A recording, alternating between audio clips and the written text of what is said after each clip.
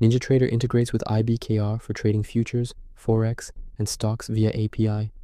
Download Trader Workstation (TWS) from interactivebrokers.com. Install and log in with IBKR username password.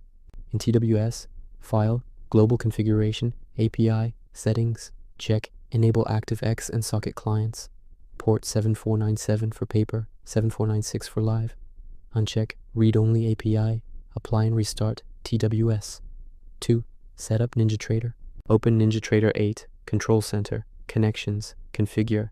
Select Interactive Brokers. Add to Configured. Enter connection name, e.g. IBKR Live. Optional username and password. Enable Connect on startup if desired. Time zones must match. Default local PC time. 3. Connect and verify in Control Center, Connections. Select your IBKR connection. Connect.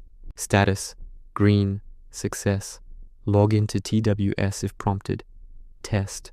Load a chart like ES Futures. Place a sim trade.